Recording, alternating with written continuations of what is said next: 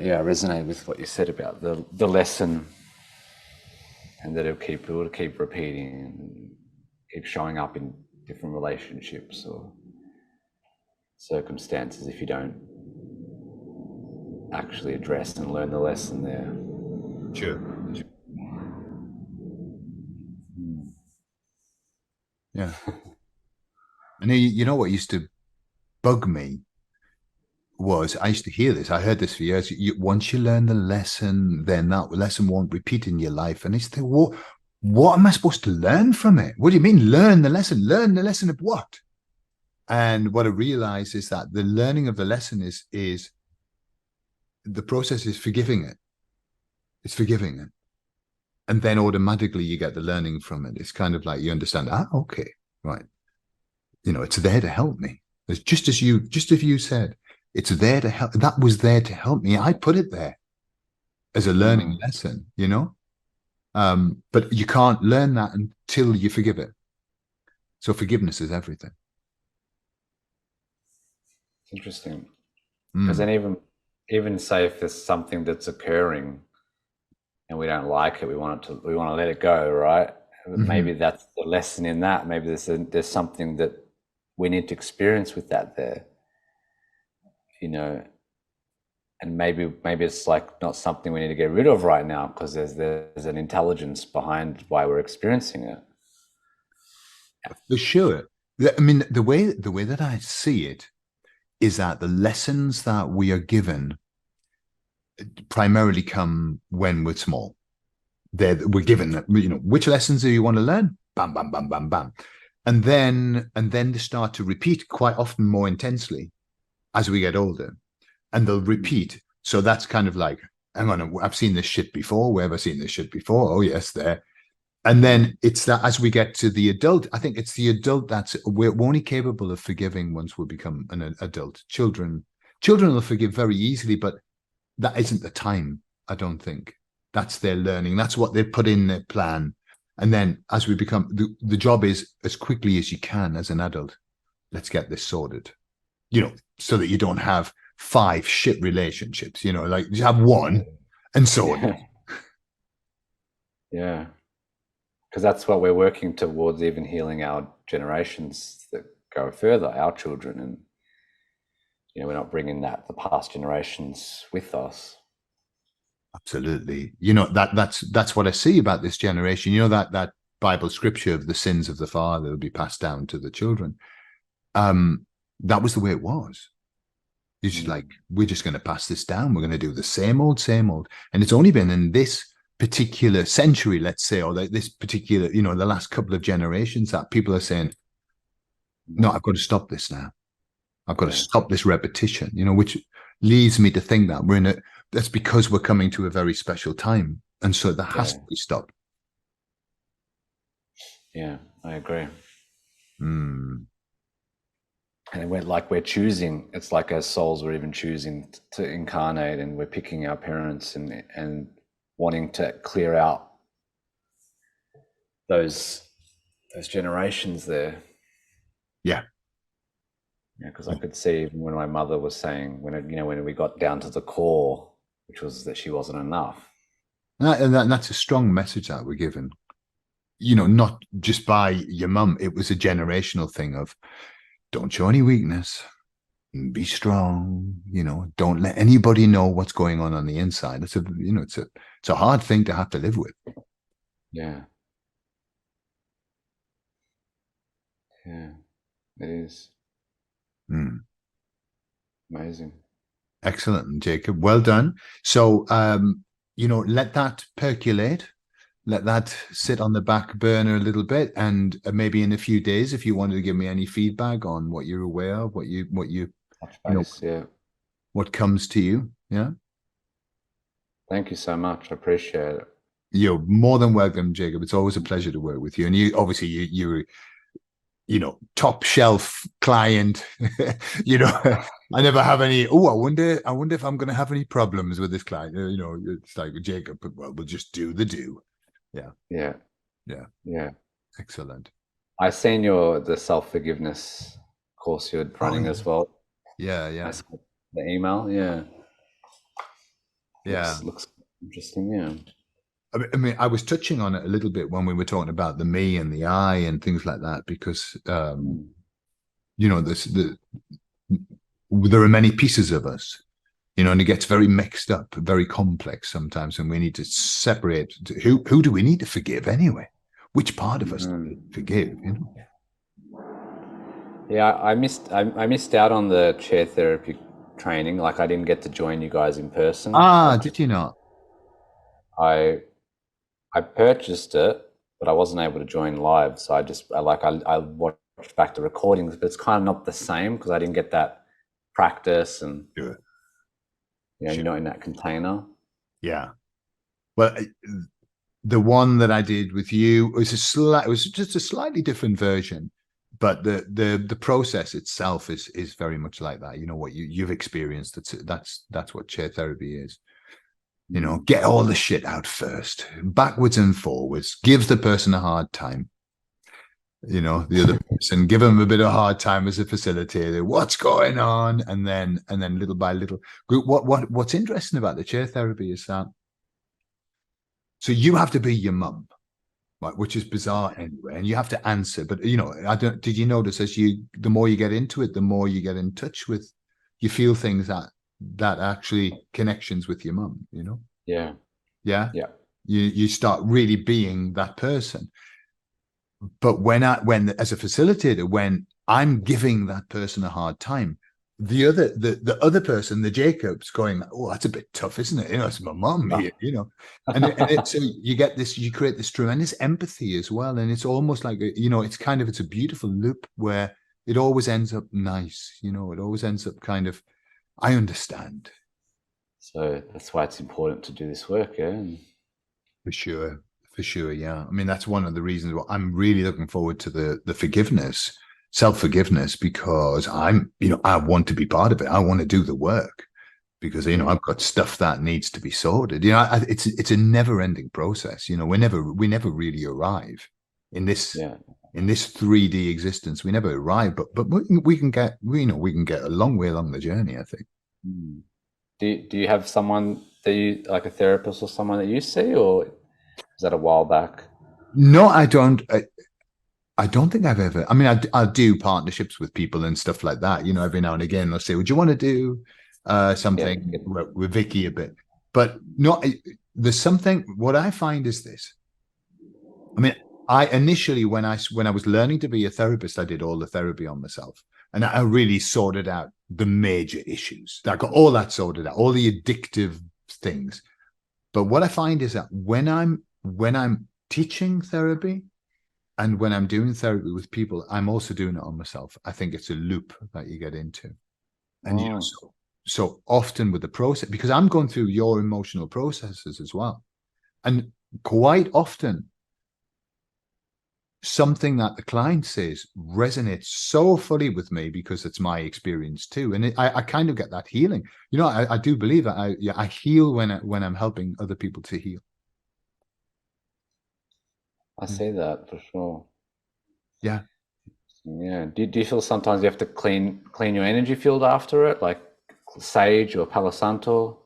I've never, because I always do a protection beforehand. And it's to do with my belief system. I believe that when I protect myself, I'm protected. And so I never feel, oh my God, I've taken on. Sometimes I'm caught out on the hop. Somebody has a very, very big emotional thing and I'm crying. And I think, I have to bring the shield down a little bit. Let's just sort that out, So I'll bring it down during the session. But normally, So your belief systems, they're strong there. Yeah, I believe, because I learned a lot of years ago, that if you want to protect yourself, you just use the mantra for the highest good of all concerned. I'm doing this for the highest good of all concerned. And I know with those words, what room is there for something negative to come in? If it's for the highest good of all concerned, there's no room. So that's kind of my belief structure, and I'm very happy it works. Where some people believe, no, if I use sage, I'll be cleaned, and they believe that, I think these are all have a crystal next to them, and that gives them an anchor. Absolutely. It's like an NLP thing. Yes. Yeah, absolutely. And that belief makes it happen. So be it. You know, Yeah. we're It's like creative. sparked a thing. That's an anchor itself as well. It's like, you know, when you, that's an anchor that you know that something's going to shift in you, or you know. Everything. I mean, anchors are when you know. Obviously, you learn it with NLP. Anchors are everywhere. Even vocal anchors. Because on this, Mm. it's you can't really use physical anchors, but you can in visual you can use. But vocal anchors are brilliant. You know, when you say, and now I want you just to relax yourself. I've changed my voice completely. This is the hypnotic anchor voice. And when you've Yeah. worked with somebody a couple of times, when you say, so now we're going to go into hypnosis, that's it. They're in hypnosis because they've got that anchor, you know? Yeah. Because they know what that voice is, and it's bang. As soon as they hear it, they know that sentence. Yeah, absolutely. They can Absolutely. pop in that state. I was listening to Paul McKenna. I listened to Paul McKenna's hypnosis for 10 years every night, right? Oh Just wow. everything that he did, I just listened to it and I just, bloody hell, I don't know what the impact has been, but I think it's been really massive. But I was listening to him. He's got a new audiobook out and I was listening to that. And what happens is he talks, he's reading the book, but then there's a little hypnotic thing and he changes his voice. And as he changes his voice, I go, oh. The anchor's so strong in me because I know, hang on, this is a hypnosis. I have to go into hypnosis to listen to this bit. Mm. So vocal anchors, you can take people to lots of places with your voice. You know, if you want them up, you take them where you want them with your voice. You know, if you want a lot of energy, you want a love feeling, you know. So yeah, with Zoom, vocal anchors are very important. Yeah, it's massive. Mm. You do you don't do packages like like work with people over 3 weeks or 6 weeks type thing. I Just don't, kind but of. I can do anything. I'm open to any suggestion. Are you wanting more sessions? No, I was just curious. I was just curious. Obviously, it's good to like. It's not like I've got problems, but I know that like it's good. I know that doing the work, there's always something under there, right? And I'm always Absolutely, about yeah, that. absolutely. I mean, I'm open to anything. If you wanted to do something, I Mm. don't know. You suggest I'll pay you for 3 sessions and I'll pay X, and I don't know, 50 a session or something like that or whatever. I don't Yeah, really don't mind. because you don't charge much as well, Gordon. No, I don't. Yeah. No, hey, I used to charge 50, I only charged 50 and then out of kind of two people were saying you should charge more because we want to charge this and you're charging less than us. And we've learned from you. And okay. So I put it up to 75. Um, it just because it was never my intention. I don't need this to be my income. Okay. I've got a business. And so Yeah. and it's very important that this is my hobby. I want to keep it my hobby. You And don't so want to. You don't want it to be your business. no, because then it would take the joy out of it for me. Mm. It would be then a job, and I don't want it to be a job. I want it. That's what I was going to ask you. How do you maintain that enthusiasm and drive to continue doing sessions with people like on a daily basis? Exactly that. But what I do, Jacob, is I only work 2 days a week, Tuesdays and Thursdays. I try, other than exceptions, but I'll try not to work outside of that. And I keep it that way because then that's fun. If I was Okay. every day, can you remember when, I don't know if you recall, I did an interview with JCK about past life regression and higher self work. And then I got hundreds of requests and Yeah. I was overwhelmed. And for like literally for a year, I was working every day doing, and it was lovely, but it wasn't fun. It was work. And Mm. it took a lot out of me. So now I'm very happy. I'm very happy. This is my hobby. This is my hobby. I work in my hobby, and this is my hobby. And if I keep it like that, I can keep all the enthusiasm and the excitement and everything. Okay. Well, that's good to know Mm. because I've been thinking like obviously trying to make it a business, Yeah, what I do, yeah, and to go more all in and then charge accordingly sure, for that too, sure. instead of charging less. Mm. Yeah, well, you see, I've got a luxury situation where I've already built a business that I love, and that pays the bills. So I don't need to make this. Obviously, if I didn't have that business, I would make this my work. Of course, I would. Because Yeah. what I'm saying is, I don't want two works. I've got one. I don't want two because that would be too much. I love one. So it's the Mm. same with you. If that's going to be your work, absolutely, absolutely. Do what you have to do, but then don't have another job. I think that's too much. Yeah. Yeah. Because it's like I want to take it to be an impact, right? I want to use what I've got to help humanity. Yeah, And then it needs to be, how serious do I need to take it? Because if I go and get like another job that's not quote unquote, helping or being a service, then it's like yeah, I could be impacting more, you know, more people.